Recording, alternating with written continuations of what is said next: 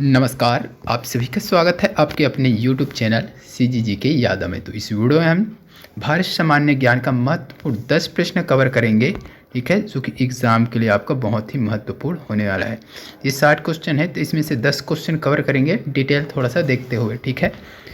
तो वीडियो में तक बने रहिएगा। बिना देरी के वीडियो में आगे बढ़ते हैं। पहला प्रश्न दिया है, हीराकुंड बांध किस नदी पर निर्मित है? तो ये लगभग सभी को पता होगा हीराकुंड बांध किस नदी पर है। तो ये आपसे ए हो जाएगा महानदी पर, ठीक है। तो हीराकुंड बांध जो है महानदी पर निर्मित है। राज्य अगर पूछे तो कौन सा हो जाएगा जी? उड़ीसा राज्य हो जाएगा, ठीक है, उड़ीसा हो जाएगा, है ना। राज्य अगर पूछे तो उड़ीसा हो जाएगा, ठीक है। तो ये महानदी पर निर्मित बांध है जो संसार का सबसे बड़ा एवं लंबा बांध कहा जाता है, ठीक है। इसकी कुल लंबाई कितनी है? तो लगभग है 25 किलोमीटर के आसपास इसकी लंबाई है इस बांध की, ठीक है। और यहीं पर एक जलाशय है ना, विशाल जलाशय है। एशिया का सबसे बड़ा कृत्रिम झील है। इसी जलाशय में एशिया का सबसे बड़ा कृत्रिम या मानव निर्मित क्या है? झील है, ठीक है। तो इस चीज़ को भी आपको याद रखना है। एशिया का सबसे बड़ा मानव निर्मित झील कहाँ है? तो याद रखना है आपको, उड़ीसा में है। महानदी जो बना है हीराकुंड बांध उसी के पास, ठीक है। चलिए, इतना आपको याद रखना है। नेक्स्ट क्वेश्चन देखेंगे।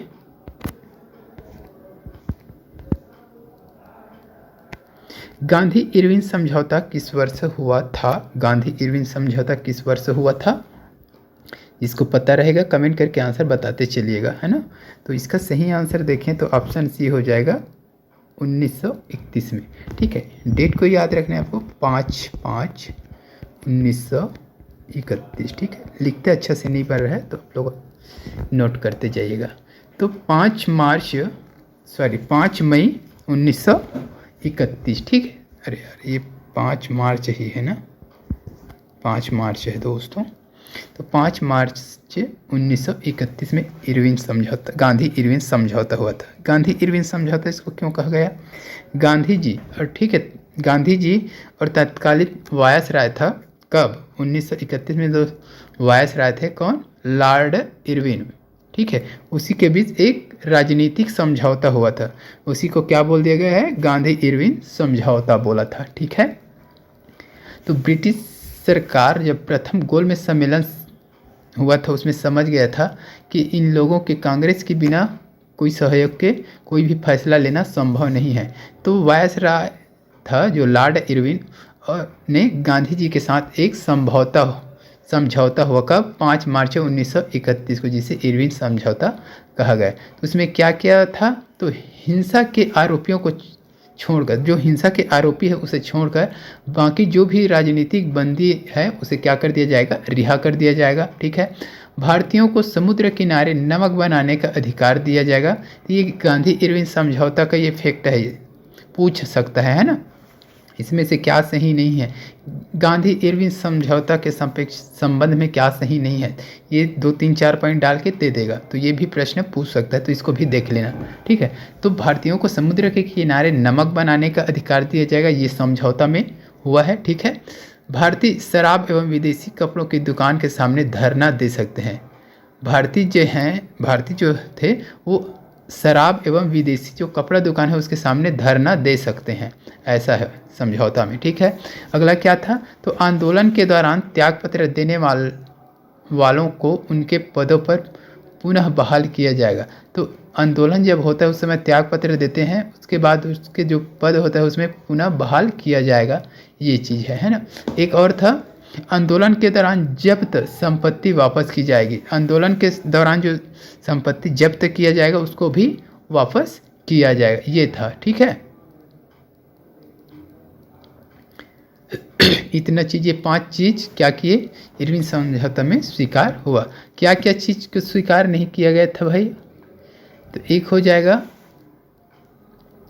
भगत सिंह, सुखदेव एवं राजगुरु की फांसी को माफ़ किया जाए, तो ये स्वीकार नहीं किया था इरविन समझौता में, ये स्वीकार नहीं हुआ, ठीक है। कांग्रेस द्वितीय गोलमेज सम्मेलन में भाग लेगी, ये भी स्वीकार नहीं किया, ठीक है।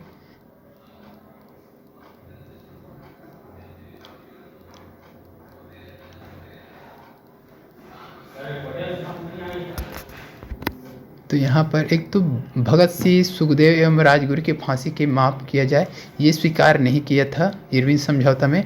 और एक क्या था, पुलिस की ज्यादतियों की जांच की मांग की गई, तो ये भी स्वीकार नहीं था।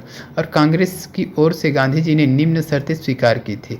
कौन कौन से शर्त गांधी जी ने स्वीकार किया था गांधी इरविन समझौता में? तो सविनय अवज्ञा आंदोलन स्थगित कर दिया जाएगा, ठीक है। तो यहीं से एक प्रश्न बन सकता है, ठीक है। सविनय अवज्ञा आंदोलन स्थगित करने का प्रस्ताव किसमें हुआ था? तो गांधी इरविन जो समझौता हुआ था 1931 में, है ना, इसी में किया गया था कि सविनय अवज्ञा आंदोलन क्या कर दिया जाएगा, स्थगित कर दिया जाएगा। कांग्रेस द्वितीय गोलमेज सम्मेलन में भाग लेगी, ठीक है। ये गांधी जी ने स्वीकार किए थे कि कांग्रेस द्वितीय गोलमेज सम्मेलन में भाग लेगी। गलती से मैंने नहीं हुआ था उसमें बोल दिया था ना, ये भाग लेगी, ये गांधी जी ने शर्त स्वीकार किया था, ठीक है। कांग्रेस ब्रिटिश सामान का बहिष्कार नहीं करेगी, तो कांग्रेस जो है ब्रिटिश सामान का बहिष्कार भी नहीं करेगी, ठीक है। गांधी जी पुलिस की ज्यादतियों की जांच की मांग छोड़ देंगे, और गांधी जी ने ये भी स्वीकार किया उस समझौते के अंदर कि पुलिस की जो ज्यादतियाँ होती है उसकी जांच की मांग भी छोड़ देंगे। तो ये हुआ था गांधी इरविन समझौता। तो थोड़ा सा डिटेल होगा, वीडियो लंबा हो सकता है, लेकिन इससे आपको कई प्रश्न देखने को मिल सकते हैं, ठीक है। तो इससे रिलेटेड अब जो भी प्रश्न आएगा वो आप अच्छे से बना लेंगे।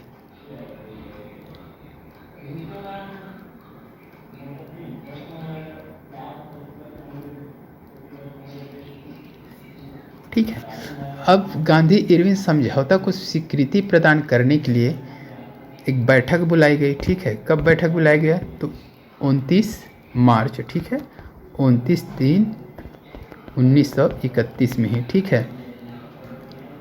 ये 5 मार्च को हुआ था, है ना, और ये 29 मार्च को एक बैठक बुलाया गया। कहाँ? कराची के कांग्रेस के अधिवेशन आयोजन किया गया। तो कराची में कांग्रेस का अधिवेशन आयोजित किया गया इरविन समझौता के लिए, ठीक है। तो उसका जो अध्यक्ष चुना गया किसको? तो सरदार वल्लभ भाई जो पटेल था उसको अध्यक्ष चुना गया था। इससे 6 दिन पहले ही भगत सिंह, राजगुरु और सुखदेव को फांसी दी गई थी, जिसके कारण भारत के लोग गांधी से तीव्र नाराज थे। गांधी जी को अपनी कराची यात्रा के दौरान जनता की तीव्र रोष का सामना करना पड़ा था, ठीक है। तो ये जब समझौता हुआ उसके मात्र 6 दिन पहले भगत सिंह, राजगुरु और सुखदेव को क्या कर दिया गया था? फांसी दे दिया गया था। और ये गांधी जी ये समझौता करके वहाँ के लोगों में खासा नाराजगी था, है ना, गांधी जी के प्रति। और उसका कराची यात्रा था, वो रोष का सामना उसको करना पड़ा, प्रतिरोध का सामना करना पड़ा था, किसको? गांधी जी को, ठीक है। ठीक है, तो बस इतना ही जानिए इसमें, ठीक है। बहुत सारा क्वेश्चन बन सकता है यहाँ से, देख लिया आप लोग। नेक्स्ट क्वेश्चन देख लेंगे अब। निमाड़ी एक किसकी नस्ल है? तो निमाड़ी एक किसकी नस्ल है? तो ये लगभग सभी को पता होगा। निमाड़ी किसकी नस्ल है? तो एक गाय की नस्ल है ये। निमाड़ी जो है एक गाय की क्या है भाई? नस्ल है, ठीक है। तो ये कहाँ पाया जाता है? तो मध्य प्रदेश निमाड़ी क्षेत्र में पाया जाता है। इसका फोटो देखूंगा अगर लग जाए तो। इसका हल्का सा लालिमा और वाइट का उसमें छींटा लगा रहता है, ठीक है। इस चीज़ को आपको याद रखना है भाई। चलिए, इसका ज़्यादा नहीं है, नेक्स्ट क्वेश्चन देख लेंगे। प्रायद्वीपीय भारत की सबसे लंबी नदी कौन सी है? प्रायद्वीपीय भारत की सबसे लंबी नदी कौन सी है? तो इसका सही आंसर हो जाएगा गोदावरी हो जाएगा, ठीक है। प्रायद्वीपीय भारत की सबसे लंबी नदी कौन सी भाई? गोदावरी नदी है, ठीक है। इसे दक्षिण गंगा भी कहा जाता है, तो गोदावरी को ही दक्षिण गंगा कहा जाता है, ठीक है। दक्षिण गंगा पूछा जा सकता है, दक्षिण गंगा के नाम से जाना जाता है। गोदावरी, नर्मदा, महानदी, कावेरी ऐसा दे सकता है, ठीक है। तो आपको याद रखना है गोदावरी, ठीक है। इसकी उत्पत्ति की अगर बात करें तो पश्चिमी घाट में त्रयंबक पहाड़ी से हुई है, ठीक है। तो गोदावरी नदी की उत्पत्ति कहाँ से हुई है? तो त्रयंबक पहाड़ी से हुई है, ठीक है। यह महाराष्ट्र में नासिक जिले में से निकलती है, ठीक है। इसकी लंबाई प्रायः लगभग 1465 किलोमीटर, ठीक है। तो इस लंबाई को देख लीजिएगा अच्छे से, 1465 किलोमीटर के लगभग है ये। इस नदी का पार्ट बहुत बड़ा है। गोदावरी की उपनदियों में प्रमुख नदी कौन कौन सा है? तो गोदावरी की उपनदियों में प्रमुख नदी देख लेते हैं, इसको भी पूछा जा सकता है। तो प्रवाहिता, प्राणहिता करके एक नदी है, ठीक है। ऐसे ही नाम को पूछ देता है जो ज़्यादा जानते नहीं है। प्राणहिता, ठीक है, एक नदी है प्राणहिता। इंद्रावती नदी सभी ने सुना होगा, मंजीरा। यह महाराष्ट्र, तेलंगाना और आंध्र प्रदेश से बहते हुए राजमंड्री नगर के समीप बंगाल की खाड़ी में जाकर मिलती है, ठीक है। तो ये जो गोदावरी नदी कहाँ कहाँ बहता है भाई? तो महाराष्ट्र, तेलंगाना, आंध्र प्रदेश में बहते हुए राजमंड्री नगर के समीप बंगाल की खाड़ी में जाकर मिल जाता है, ठीक है। चलिए, तो इसके और क्या क्या गोदावरी नदी की 7 शाखाएं मानी गई है। कौन कौन सी 7 शाखाएं, इसको भी पूछा जा सकता है। तो याद रखना है, गौतमी, वशिष्ठा, कौशिकी, अत्रेयी, वृद्ध गौतमी, तुल्या, भारद्वाजी, ठीक है, भारद्वाजी। तो ये 7 शाखाएं मानी गई है किसकी? गोदावरी नदी की। ये पूछा जा सकता है गोदावरी नदी की कितनी शाखाएं मानी गई है? तो 7 मानी गई है। या फिर प्रश्न ऐसा भी बन सकता है, गोदावरी नदी की 7 शाखाओं में शामिल नहीं है। ये दे देगा गौतमी, वशिष्ठा, कौशिकी, एक अन्य दे देगा, ठीक है। तो आपको बताना है या शामिल है करके या उपरोक्त सभी करके, ऐसा प्रश्न बनता है, ठीक है। इस चीज़ को आपको देख लेना है भाई।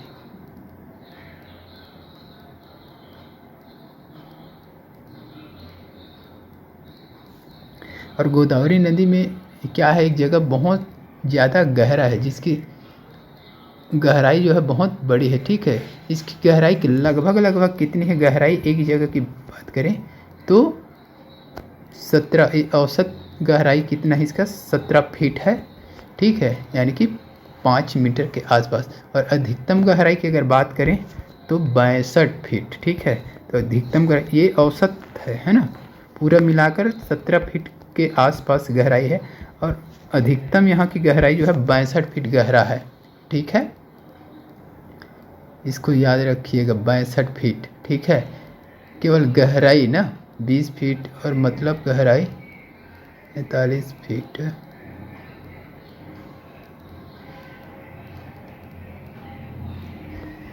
तो इतना ही याद रखिएगा, 62 फीट अधिकतम। औसत पूछे, औसत गहराई अगर दिया है तो 17 फीट, ठीक है, और अधिकतम गहराई 62 फीट, ठीक है। इतना याद रखना है आपको। चलिए नेक्स्ट क्वेश्चन देख लेंगे।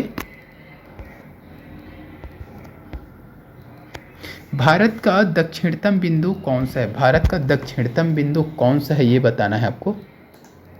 क्या हो जाएगा सही आंसर बताइएगा। भारत का दक्षिणतम बिंदु, तो भारत का दक्षिणतम बिंदु की अगर बात करें तो ऑप्शन बी हो जाएगा, इंदिरा पॉइंट। इंदिरा पॉइंट कहाँ है भाई? तो अंडमान और निकोबार द्वीप समूह में है इंदिरा पॉइंट, ठीक है। उत्तरी बिंदु कौन सा है? इंदिरा कॉल उत्तरी बिंदु हो जाएगा, जो जम्मू कश्मीर में है। जबकि मुख्य भूमि से दक्षिणतम बिंदु कौन सा है? कैप कोमोरिन, यानी कि कन्याकुमारी, तमिलनाडु। वही मुख्य भूमि से दूर दक्षिणतम बिंदु कौन सा हो जाएगा? इंदिरा पॉइंट, जो कि अंडमान निकोबार द्वीप समूह में है, ठीक है।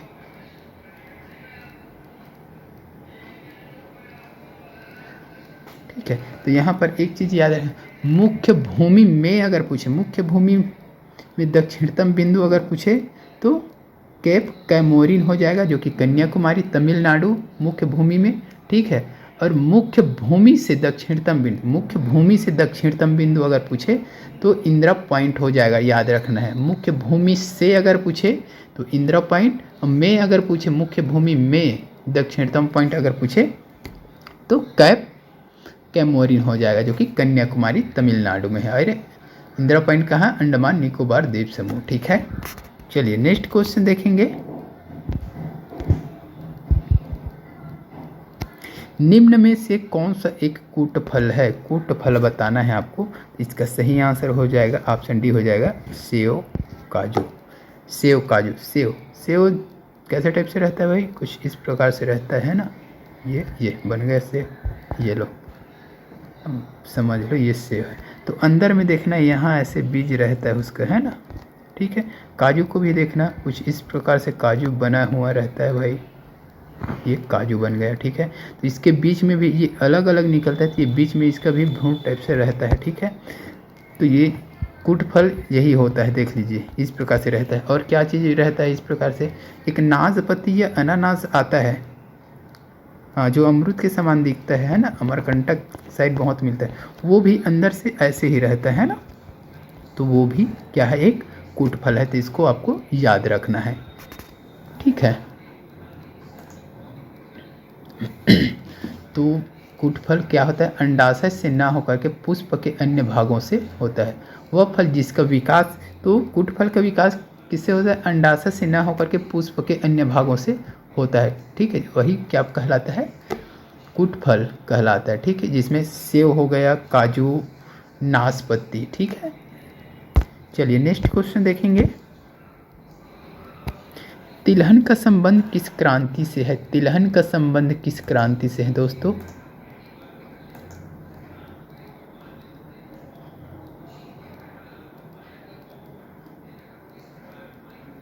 बता दीजिए क्या होगा सही आंसर। तिलहन का संबंध किस क्रांति से है, तो इसका सही आंसर क्या होगा, जल्दी से बताइए। तो हाँ, दिख रहा है यार, टिक लगा हुआ है भाई, है ना। तो पीली क्रांति से हो जाएगा, तिलहन का संबंध है पीली क्रांति से हो जाएगा, ठीक है। तो भारत में पीली क्रांति कब हुआ था भाई, इसका शुरुआत, पीली क्रांति का शुरुआत कब हुआ था, किसको पता है कमेंट करके बताइए।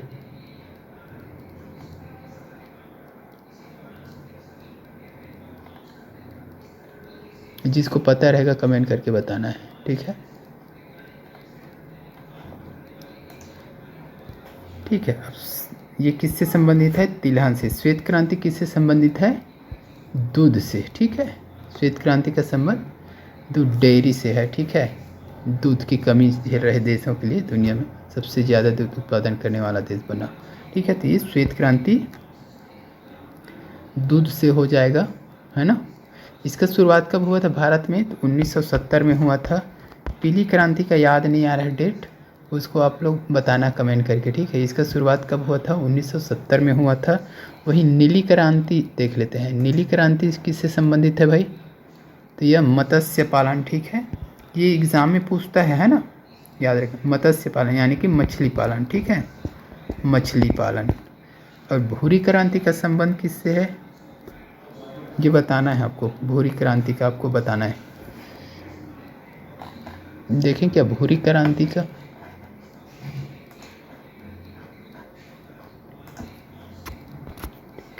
तो भूरी क्रांति जो है काफ़ी के उत्पादन से संबंधित है ये, ठीक है। इस चीज़ को याद रखिएगा।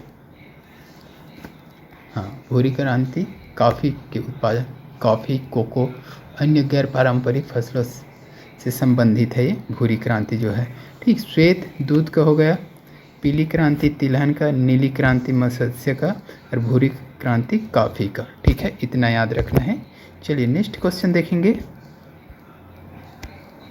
अगर वीडियो अच्छा लग रहा है तो वीडियो को लाइक करते जाइएगा, ठीक है ना। नेक्स्ट क्वेश्चन क्या है, अकबर का जन्म कहाँ हुआ था, अकबर का जन्म कहाँ हुआ था भाई, अमरकोट या कई बार उमरकोट लिखा था, है ना, उमरकोट, ठीक है। ये नाम याद रखना है, अमरकोट या उमरकोट में हुआ था भाई।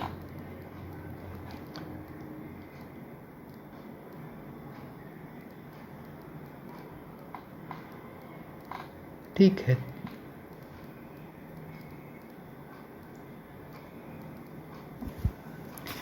तो अकबर का जन्म हुआ था उमरकोट या अमरकोट, ठीक है। कहाँ, सिंध में, याद रखना है, ठीक है। इसके बारे में थोड़ा सा डिटेल देखेंगे।